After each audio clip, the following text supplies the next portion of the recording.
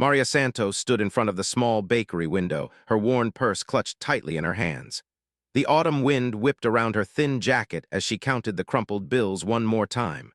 $10. That was all she had left after paying rent, utilities, and buying groceries for the week. Tomorrow was her daughter Sophia's 8th birthday, and Maria had promised her a real birthday cake from the bakery. Not the boxed mix they usually made at home, but a proper cake with flowers and writing. Sophia had been talking about it for months, ever since her friend Emma had shown pictures of her elaborate princess cake. The cakes in the window looked beautiful. Pink roses, chocolate layers, and colorful decorations that would make any child's eyes light up. But the price tags made Maria's heart sink. The smallest cake cost $35. Even the simple cupcakes were $2 each.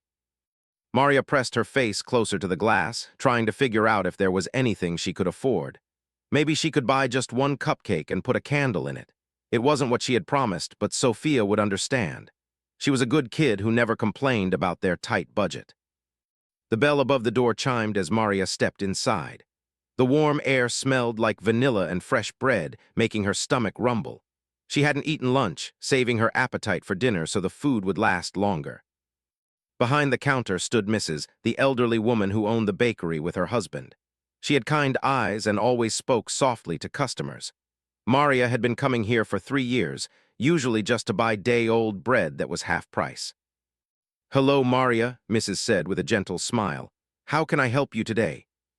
Maria felt her cheeks burn with embarrassment. "I was wondering about birthday cakes. My daughter turns 8 tomorrow." Mrs.'s face brightened. "8 years old, that's wonderful. Would you like to see what we have?" She led Maria to the display case where dozens of beautiful cakes sat on white stands. There were chocolate cakes with thick frosting, vanilla cakes covered in rainbow sprinkles, and even a few shaped like cartoon characters. "These are all so beautiful," Maria said quietly. "What's your least expensive option?" Mrs. pointed to a simple round cake in the corner. "This vanilla cake is $35. It feeds about 8 people, and we can write a message on top." Maria's heart sank. "Do you have anything smaller, maybe for $20? Mrs. looked thoughtful. "I have some cupcakes that are $2 each. You could get 5 for $10, and I could put candles in them." Before Maria could respond, the bell chimed again. A tall man in an expensive-looking coat walked in, shaking raindrops from his umbrella. He had gray hair and wore glasses, looking like he belonged in a business meeting rather than a neighborhood bakery. The man glanced around the small shop, taking in the handwritten menu board and the mismatched chairs by the window.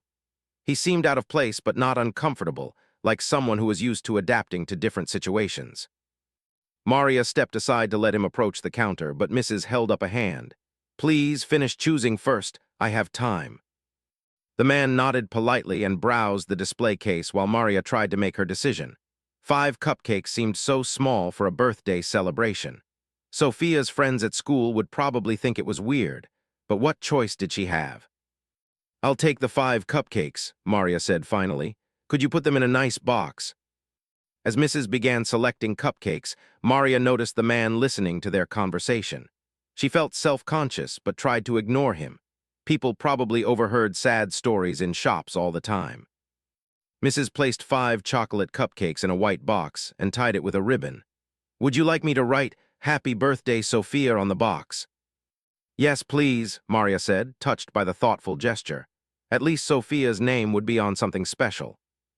While Mrs. wrote with careful letters, the man stepped forward. "Excuse me," he said to Maria. "I couldn't help overhearing. Your daughter's birthday is tomorrow." Maria nodded, feeling awkward. "Yes, she's turning 8. "That's a special age," the man said with a warm smile. "I remember when my daughter turned 8. She wanted a princess cake so badly that we drove to 3 different bakeries to find the perfect one." There was something genuine in his voice that made Maria relax slightly. "Sophia loves princesses too. She's been wanting a real bakery cake for months." The man glanced at the cupcakes Mrs. was preparing, then at the elaborate cakes in the display. "You know, I was just thinking about my daughter's 8th birthday.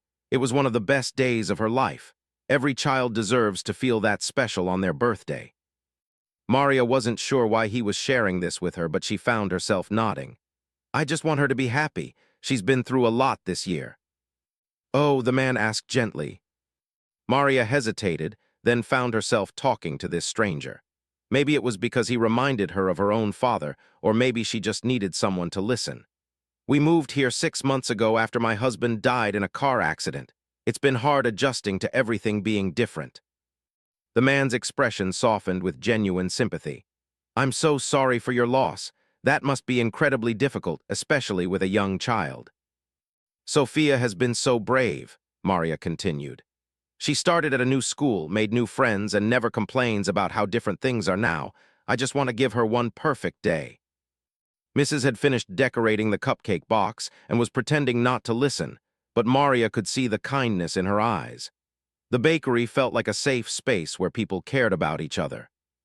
The man was quiet for a moment, seeming to consider something. You know, I have an unusual request. I was supposed to pick up a large cake for a business meeting tomorrow, but we just canceled it. The cake is already made and paid for. It would be a shame for it to go to waste. Maria looked confused. I'm sorry, I don't understand. I was wondering if you might know someone who could use a birthday cake. It's chocolate with vanilla frosting and pink roses. The writing says, "Congratulations right now," but I bet Mrs. could change it to "Happy Birthday, Sophia," if she had time. Mrs.'s eyes widened slightly, and Maria could see her trying not to smile. The woman was clearly in on whatever this man was planning. I couldn't possibly accept that, Maria said quickly. It must have been expensive. Actually, it would help me out, the man insisted. The alternative is throwing it away, which seems wasteful, and honestly, knowing it would make an 8-year-old's birthday special would make me feel better about canceling the meeting. Maria stared at him, not sure if this was really happening. Are you serious? Completely serious. Mrs., would you mind showing us that chocolate cake, the one with the pink roses? Mrs. nodded and walked to the display case. She pointed to a beautiful 3-layer chocolate cake covered in vanilla frosting with pink roses around the edges. It was easily the most beautiful cake in the shop. This one was ordered for pickup tomorrow, Mrs. said. It would be no trouble to change the writing. Maria felt tears forming in her eyes. I don't know what to say, this is too generous. Sometimes life gives us chances to help each other, the man said simply. My daughter is grown now with children of her own, but I still remember how important her 8th birthday was. If I can help make Sophia's birthday just as special, then we all win. Maria wiped her eyes, overwhelmed by the kindness of strangers. What's your name? I should at least know who's helping us. The man hesitated for just a moment. Robert, my name is Robert. Thank you, Robert. This means more than you could possibly know. Robert paid Mrs. for Maria's cupcakes and arranged for the cake to be ready for pickup the next morning. As they prepared to leave, he turned to Maria one more time.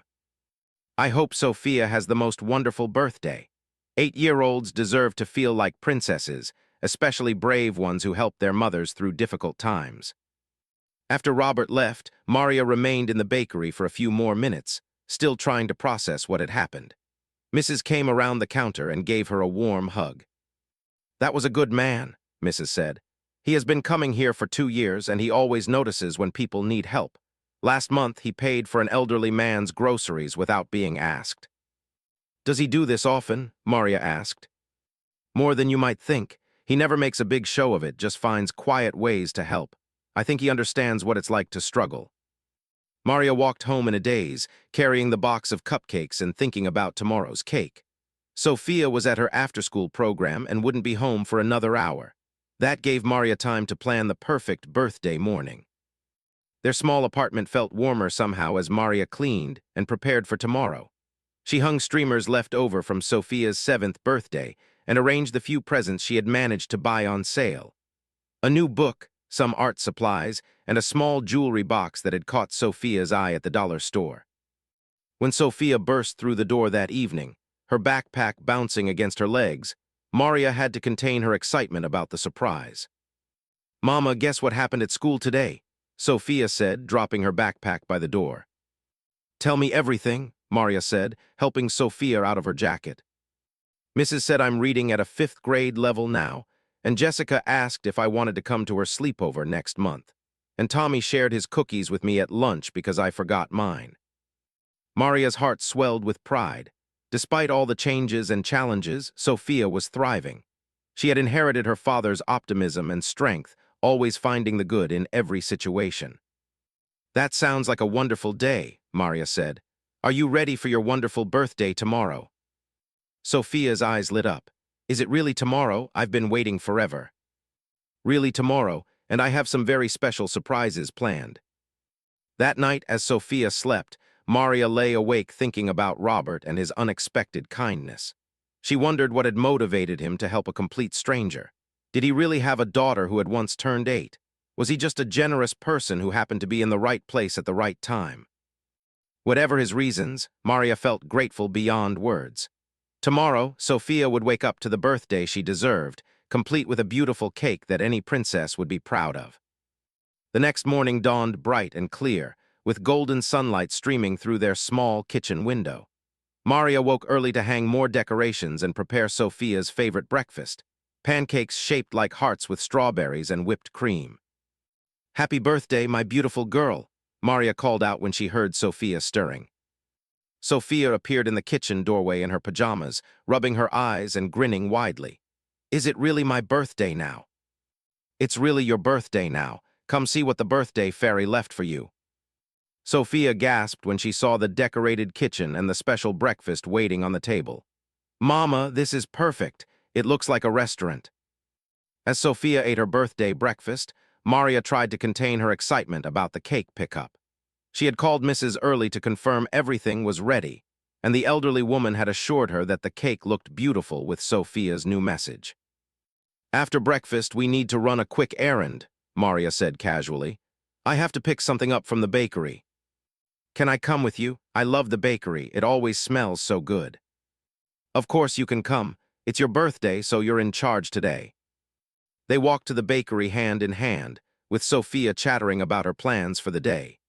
She wanted to read her new book, draw pictures with her new art supplies, and maybe call her grandmother to tell her about turning 8. When they entered the bakery, Mrs. Face broke into a huge smile. "Happy birthday, Sophia. I have something very special for you." Sophia looked confused as Mrs. disappeared into the back room. Maria could barely contain her excitement as they waited by the counter. Mrs. emerged carrying the most beautiful chocolate cake Sophia had ever seen. 3 layers of rich chocolate covered in smooth vanilla frosting, with pink roses cascading down one side and "Happy Birthday, Sophia" written in elegant script across the top. Sophia's mouth dropped open. "Is that really for me?" "It's really for you," Maria said, tears of joy in her eyes. "A very kind man wanted to make sure you had the perfect birthday cake." Sophia stared at the cake in wonder, walking around the counter to see it from every angle. "It's the most beautiful cake in the whole world. It's even prettier than Emma's princess cake." Mrs. carefully placed the cake in a large white box, adding extra support so it wouldn't shift during the walk home. She also included a set of pink candles and a lighter. "This cake is made with love," Mrs. told Sophia. "That makes it taste extra special." As they prepared to leave, Sophia suddenly stopped. "Mama, who was the kind man? I want to thank him." Maria looked at Mrs., who just smiled mysteriously. "His name is Robert, but he's not here today. Maybe we'll see him again sometime." "I hope we do. I want to tell him that this is the best birthday ever." They walked home carefully, taking turns holding the precious cake box. Sophia couldn't stop talking about how excited she was to cut into it and taste the chocolate layers. Back at their apartment, Maria placed the cake in the center of their small dining table and arranged the pink candles around the edge. The afternoon sunlight made the vanilla frosting glow, and the pink roses looked like they had been painted by an artist. Sophia spent the rest of the day feeling like the luckiest girl in the world. She called her grandmother to describe every detail of the cake, read her new book while sitting next to the dining table so she could admire her cake, and drew pictures of birthday cakes with her new art supplies. When evening came, Maria lit the 8 candles and they sang "Happy Birthday" together. Sophia made her wish and blew out all the candles in one breath. "What did you wish for?" Maria asked as she began cutting the cake. "I can't tell you or it won't come true," Sophia said seriously, "but it was a really good wish." The cake tasted as wonderful as it looked. The chocolate was rich and moist, and the vanilla frosting was light and sweet. They each had a large slice and decided to save the rest for the next day. As Maria tucked Sophia into bed that night, her daughter was still glowing with happiness. "Mama, this was the best birthday I ever had. The cake was so beautiful and breakfast was so special and everything was perfect. I'm so glad you had a wonderful day. You deserve all the happiness in the world. Do you think we'll ever see Robert again? I really want to thank him." "Maybe we will. Good people have a way of showing up when you need them most." Sophia fell asleep with a smile on her face, dreaming of chocolate cake and kind strangers.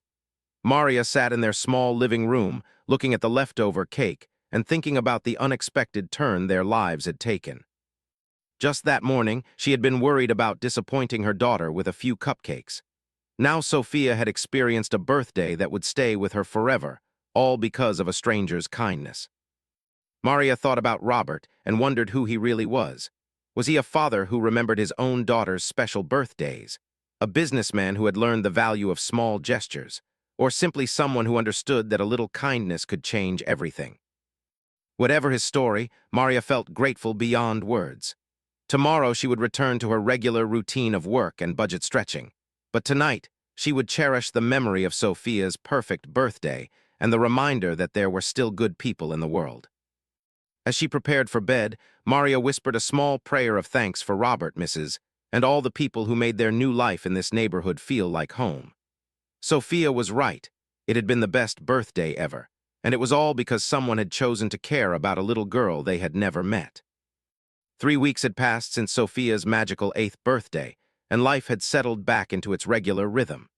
Maria continued working her 2 part-time jobs, cleaning offices early in the morning and stocking shelves at the grocery store in the evenings.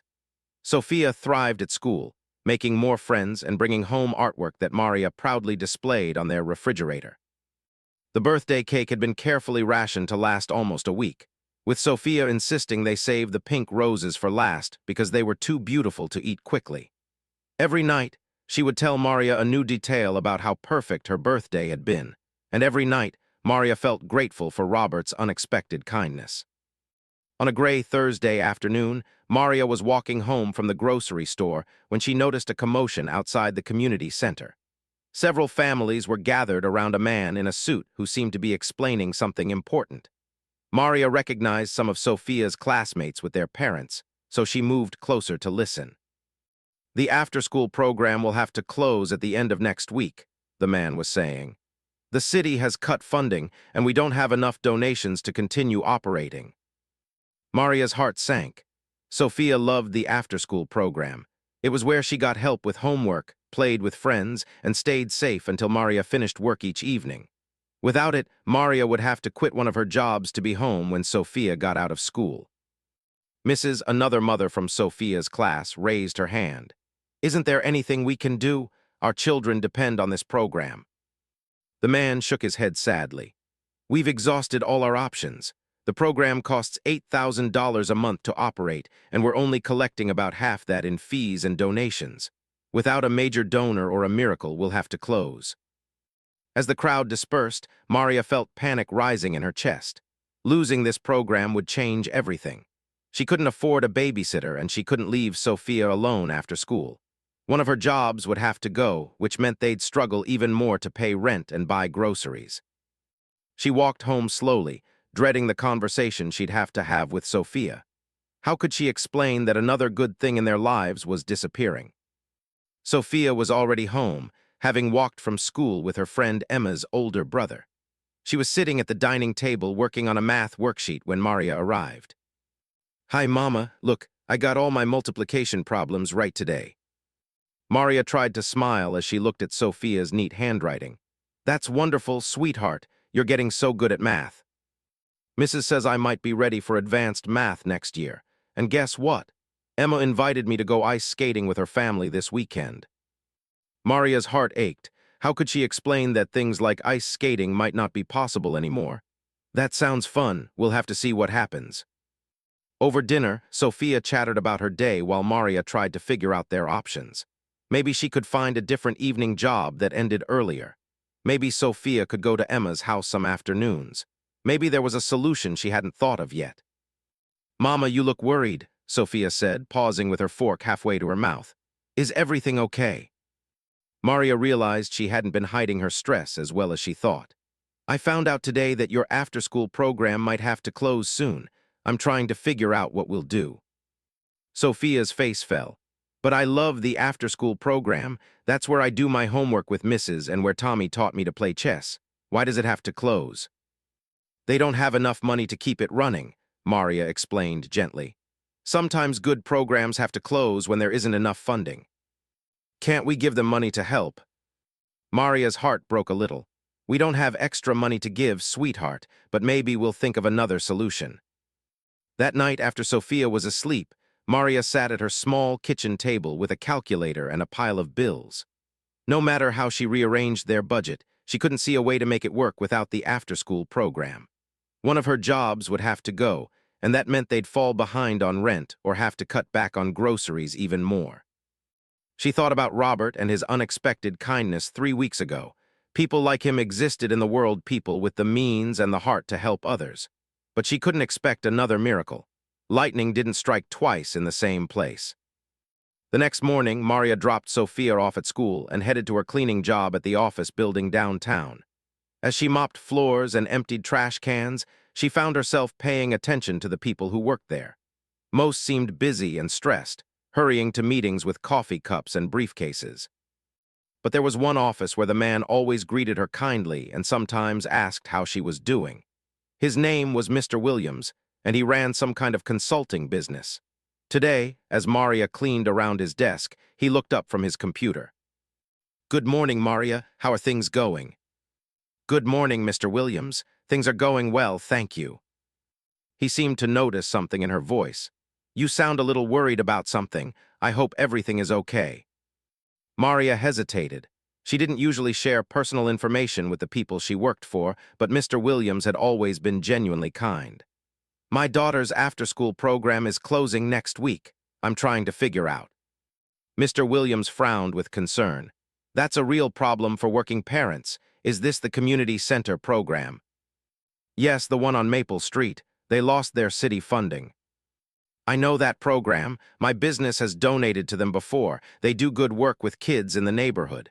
He was quiet for a moment, thinking, how much money do they need to stay open? $8,000 a month. I know it sounds like a lot, but they serve over 60 children. Actually, that's not as much as you might think for a program that size. Let me make some calls and see what I can find out. Maria felt a flicker of hope, but tried not to get too excited. Mr. Williams was kind, but $8,000 a month was still a fortune to most people. As she continued her cleaning route, Maria couldn't stop thinking about their conversation. Maybe Mr. Williams knew other business owners who might want to help. Maybe there was still a chance to save the program. That afternoon, as Sophia played at the community center, Maria found herself watching the children more carefully. There was Tommy, who was learning chess and had no grandparents to go to after school. There was Lily, whose mother worked 2 jobs just like Maria. There was David, whose parents were deployed overseas and who lived with his elderly grandmother. All these children depended on this safe, nurturing place. All these families would be thrown into crisis if it closed. Mrs., the program coordinator, sat down beside Maria on one of the small plastic chairs. Hard to believe this will all be gone next week. Is there really no way to save it? Maria asked. Mrs. shook her head sadly. We've tried everything. The city says there's no money, local businesses are struggling too, and most of the parents are already stretched thin. We even looked into moving to a cheaper location, but nothing suitable is available. What will happen to all the children? That's what keeps me up at night. Some have grandparents or family members who can help. Others, she trailed off, not wanting to voice the difficult reality. That evening, Sophia was unusually quiet during dinner. Finally, she looked up at Maria with serious 8-year-old eyes. Mama, I've been thinking about the after-school program closing. What have you been thinking about? Remember when that nice man Robert helped us with my birthday cake? He said sometimes life gives us chances to help each other. Maria nodded, wondering where this was going. Well, maybe there's someone else out there who could help the after-school program. Maybe we just haven't met them yet. Maria smiled at her daughter's optimism. Maybe you're right, sweetheart, maybe there is. Could we ask Mrs. if she knows anyone who might help? She knows lots of people who come to the bakery. It wasn't a bad idea, actually. Mrs. had been in the neighborhood for 20 years and knew everyone. If anyone might have connections to people with money, it would be her. The next day was Saturday, so Maria and Sophia walked to the bakery together. Mrs. was arranging fresh pastries in the display case when they arrived. Maria, Sophia, how nice to see you. How are things going? Sophia launched into an explanation about the after-school program closing and her idea that maybe Mrs. knew someone who could help. The elderly woman listened thoughtfully, nodding and asking questions. This is a serious problem, Mrs. said finally. Many families in the neighborhood depend on that program. Let me think about who I might know. She was quiet for a moment, then her eyes brightened slightly. There is someone who might be interested. He cares about children and education, but I'm not sure if he would want to take on something this big. Who is it? Sophia asked eagerly. A customer who comes in sometimes. He's helped people before, but this would be much more money than a birthday cake. Maria felt her heart race. Was Mrs. talking about Robert? Could you ask him, just to see if he might be interested? I can ask, but don't get your hopes up too high. $8,000 every month is a lot of money, even for people who have been successful. As they walked home, Sophia skipped alongside Maria, full of renewed hope. I bet Mrs. Friend will want to help. Good people like to help other good people, and everyone at the after-school program is good people. Maria wished she could share Sophia's confidence, but she'd learned to be cautious about expecting too much. Still, there was something about Mrs.'s expression that suggested she had a specific person in mind, someone she thought might actually be able to help. That evening, Maria's phone rang. It was Mr. Williams from the office building. Maria, I've been making some calls about the community center program. I talked to several local business owners, and we might be able to put together partial funding. It wouldn't be enough to cover everything, but it could help. Really, that would be wonderful. I'm thinking we might be able to raise $3,000 or $4,000 a month from local businesses. The question is whether they could find the rest somewhere else. $3,000 or $4,000 would be amazing, but it still left a significant gap. Maria thanked Mr. Williams and promised to pass the information along to Mrs. at the community center. Sunday afternoon, Sophia insisted they return to the bakery to check if Mrs. had been able to talk to her mysterious customer. The bakery was busier than usual, with several families enjoying pastries and coffee at the small tables. Mrs. waved them over when she saw them. I was hoping you would come back today. I have some news. Sophia bounced on her toes with excitement. Did you talk to your friend? What did he say? I talked to him, and he's very interested in learning more about the program. He wants to visit the community center tomorrow afternoon to see it in person. Maria felt a surge of hope mixed with nervousness. Did he say anything else? Does he think he might be able to help? He asked a lot of questions about how many children are served and what kind of programs they offer. He seemed particularly interested when I told him many of the families are single parents or military families. Will we get to meet him? Sophia asked. Mrs. smiled. He said he'd like to meet some of the families who use the program. I think you should be there tomorrow afternoon if you can. Maria's mind raced. She'd have to miss a few hours of work at the grocery store, but this was too important to pass up. What time should we be there? Around 4 o'clock. And Maria? Mrs.'s expression grew serious. Don't be nervous, just be yourselves. He's a good man who cares about helping people, but he's also practical. He'll want to make sure any money he gives will be used wisely. That night, Maria helped Sophia pick out her nicest dress for the meeting, and Sophia insisted on writing a thank you card for the mysterious benefactor, just in case he decided to help. What should I write? Sophia asked, chewing on her pencil.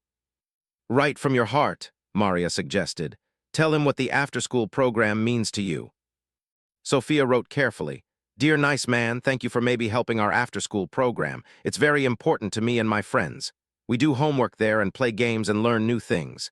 Mrs. teaches us about being kind to each other. If you help us, I will remember to help other people when I grow up too. Love, Sophia, age 8. Monday afternoon, Maria and Sophia arrived at the community center a few minutes before 4 o'clock. Mrs. had made sure the space looked its best, with children's artwork displayed on the walls and activity stations set up to show the variety of programs offered. Other families had come too, hopping to meet the potential donor. Everyone was nervous but hopeful, talking quietly while children played together in one corner of the room. Sophia gasped and tugged on Maria's sleeve. "Mama, that's the cake man, that's Robert." Maria stared in amazement as Robert entered the community center. He looked exactly the same as he had 3 weeks ago in the bakery, kind eyes behind wire-rimmed glasses, expensive but understated clothing, and that gentle way of moving that suggested he was comfortable in any situation. Robert's eyes found theirs across the room, and his face broke into a warm smile. He walked directly over to them, seeming genuinely pleased to see familiar faces. "Well, this is a wonderful surprise," he said to Sophia. "How did your birthday cake turn out? Did it taste as good as it looked?" Sophia beamed up at him. "It was the most delicious cake in the whole world. We saved the pink roses for last because they were too pretty to eat, and I made a really good wish when I blew out the candles." "I'm so glad to hear that. And Maria, how are you doing?" "I'm doing well, thank you. I can't believe you're Mrs. Friend who might help the after-school program. When she said she knew someone, I never imagined it would be you." Robert chuckled. "Mrs. has been trying to get me involved in community projects for months. When she told me about families who might lose there, I knew I had to learn more." Mrs. approached with several other parents, and Robert spent the next hour touring the facility and meeting families. He listened carefully as parents explained how much the program meant to their children and their ability to work. He watched children doing homework, playing educational games, and participating in art activities. Sophia appointed herself as Robert's personal tour guide, showing him her favorite corner where she liked to read and the chess set where Tommy had been teaching her to play. She introduced him to all her friends and explained each activity station with 8-year-old enthusiasm. "This is where we learn about science," Sophia said, pointing to a table with simple experiment materials.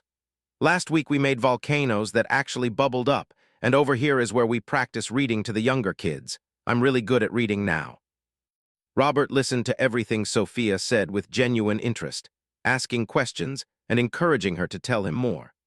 Maria watched their interaction and saw something in Robert's eyes that reminded her of how her father used to look when she told him about her day at school. After the tour, Mrs. gathered everyone in a circle to discuss the program's situation. She explained the funding crisis clearly, outlining exactly how much money was needed and where it would go. "We serve 62 children from 41 families," she said. "About half are from single-parent households, and a quarter have parents in the military. For many of these children, this program is the difference between having a safe place to go after school or being alone until their parents come home from work." Robert asked detailed questions about the program's budget, staff qualifications, and long-term sustainability plans. Maria was impressed by how thoroughly he approached the situation. This wasn't someone making an impulsive charitable decision, but rather a careful person who wanted to make sure his help would have lasting impact. "What happens if you get funding to continue for the next year?" Robert asked. "Will you face the same crisis 12 months from now?" Mrs. nodded honestly. "That's always a concern with community programs like ours. We're constantly fundraising and applying for grants. But if we can stay open for another year, we'll have time to build more sustainable funding sources."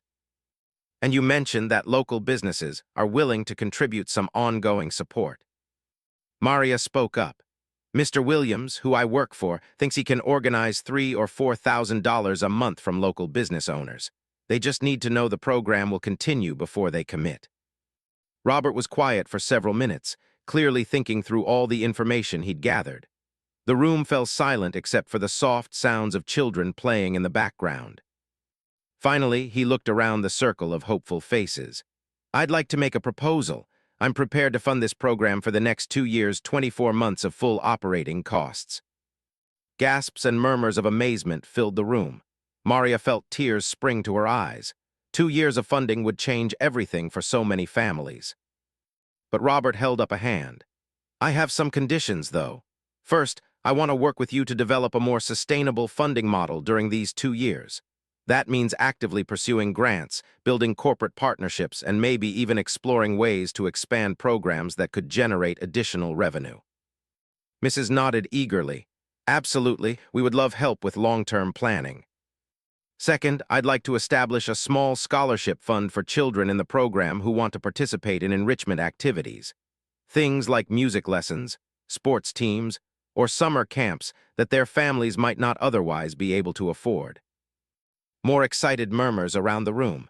Maria couldn't believe what she was hearing.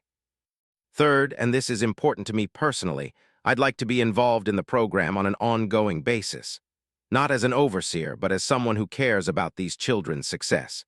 Maybe reading to kids sometimes, or helping with homework, or just being another adult who believes in their potential. Sophia could barely contain her excitement. You want to come play with us and help with homework? Robert smiled at her enthusiasm. I would love that, Sophia. I've missed being around young people since my daughter grew up. Mrs. looked like she might cry from relief and gratitude. Robert, this is incredibly generous. I don't know how to thank you. You can thank me by continuing to provide excellent care for these children and by helping other programs in the community when you can. Kindness should always be passed forward.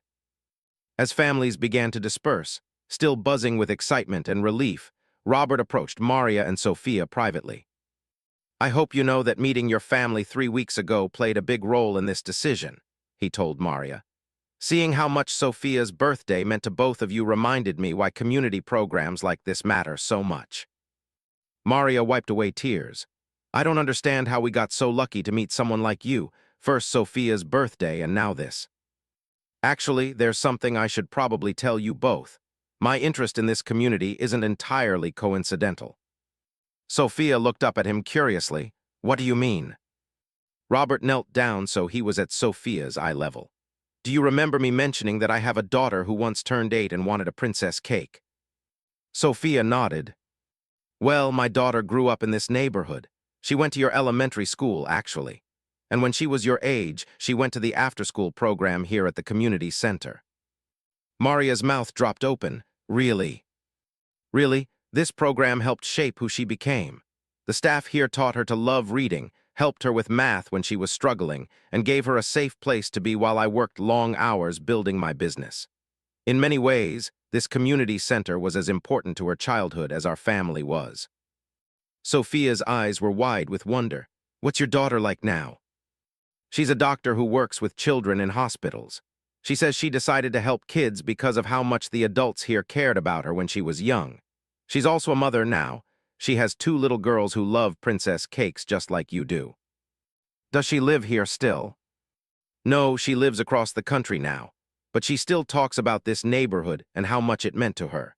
When Mrs. told me about the funding crisis, I knew this was my chance to give back to the place that helped raise my daughter.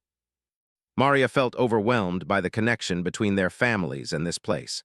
So when you helped with Sophia's birthday cake, you were already thinking about the after-school program. Not exactly, Robert admitted. When I met you two at the bakery, I was just a father remembering his own daughter's 8th birthday. But afterward, I couldn't stop thinking about families like yours and how much the community had helped us when we needed it. That's when I called Mrs. to ask about ways to get involved. Over the next several weeks, the news of the program's funding spread throughout the neighborhood, and Robert became a regular presence at the community center. He kept his promise to be involved, showing up twice a week to read with children, help with homework, and sometimes just sit and listen to their stories about school and friends. Sophia developed a special relationship with him, always saving her best artwork to show him and asking his advice about books to read. He encouraged her love of learning and often brought her new books from the library or bookstore. Maria watched their friendship develop with gratitude and amazement. Robert never made her feel like they owed him anything, but instead treated their family like old friends. He attended Sophia's school performances, celebrated her good grades, and always remembered important dates. One afternoon, as Maria picked Sophia up from the program, she found Robert helping her daughter with a particularly challenging math problem. They were both bent over her homework, with Sophia explaining her thinking and Robert asking gentle questions to guide her toward the right answer. I think I get it now, Sophia exclaimed suddenly. You have to multiply first, then add. Exactly right, Robert said with a proud smile. You're getting so good at this. As they packed up Sophia's homework, she looked up at Robert seriously. Can I ask you something? Of course. Why do you care so much about helping people you don't even know? Robert considered the question carefully. You know, when I was building my business years ago, there were many times when strangers helped me. People who gave me advice, or took a chance on hearing me, or just treated me with kindness when I was struggling. I always promised myself that if I became successful, I would try to help other people the way they helped me. So you help us because other people helped you? Partly, yes, but also because I've learned that helping others makes me happy. When I see you succeed in school, or when I see your mother working so hard to take care of you, it reminds me of all the good things in the world. Sophia nodded solemnly. When I grow up and have money, I want to help people too. Maybe I'll buy birthday cakes for kids whose mommies don't have enough money. Robert's eyes grew bright with emotion. I think that would be wonderful, Sophia. The world needs more people who think about helping others. 3 months after the program's funding was secured, Mrs. organized a community appreciation dinner to honor Robert and the local businesses that had committed ongoing support. The community center was decorated with handmade banners and artwork from the children, and every family brought a dish to share. Robert arrived with his daughter, Sarah, who had flown in from California specifically for the event. She was a tall woman with kind eyes like her father's, and she moved through the room greeting families and staff members like she was coming home. This place looks exactly the same as it did 25 years ago, Sarah told Mrs. with a nostalgic smile. I can still picture myself sitting at that table working on homework. Sophia was fascinated to meet Robert's daughter and peppered her with questions about being a doctor and helping children in hospitals. Sarah seemed equally charmed by Sophia's enthusiasm and intelligence. Your daughter reminds me of myself at that age, Sarah told Maria during dinner. Smart, curious, and full of dreams, this program will give her such a strong foundation for whatever she wants to do. During the formal program, Mrs. presented Robert with a scrapbook filled with photos and thank you notes from every family in the program. Sophia had contributed a drawing of Robert surrounded by all the children, with the words, "Our hero," written in her careful 8-year-old handwriting. When Robert stood to speak, the room fell completely silent. Even the youngest children seemed to understand that this was an important moment. 6 months ago, I was a successful businessman who had forgotten how much joy there is in connecting with community, Robert began. Meeting Maria and Sophia at Mrs. Bakery reminded me that the most important things in life aren't found in boardrooms or bank accounts, but in the everyday moments when people care for each other. He looked around the room at all the families who had become part of his extended community. This program doesn't just provide, it builds the foundation for the next generation of leaders, doctors, teachers, and yes, even business people who will remember to give back to their communities. The applause was thunderous, but Robert held up a hand. I want to make one more announcement tonight. Sarah and I have been talking, and we've decided to establish a permanent endowment for this program. This means that even after the 2-year commitment ends, there will always be funding to keep these doors open for children who need a safe, nurturing place to learn and grow. The room erupted in cheers and tears of joy. Maria found herself sobbing with relief and gratitude, thinking about all the children who would benefit from this extraordinary generosity. Later, as families were cleaning up and saying goodbyes, Sophia approached Robert with a serious expression on her face. I want to make a promise to you, she said solemnly. What kind of promise? I promise that when I grow up, I'm going to help lots and lots of kids, just like you helped me. And I'm going to tell them about the nice man who bought me the most beautiful birthday cake and saved my after-school program. Robert knelt down and gave Sophia a gentle hug.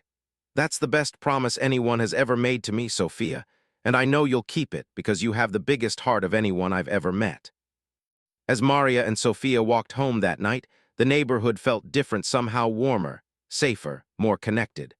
The streetlights seemed brighter, and the familiar houses looked like they belonged to friends rather than strangers. Mama, Sophia said as they climbed the steps to their apartment, do you think Robert is like a guardian angel? Maria considered the question.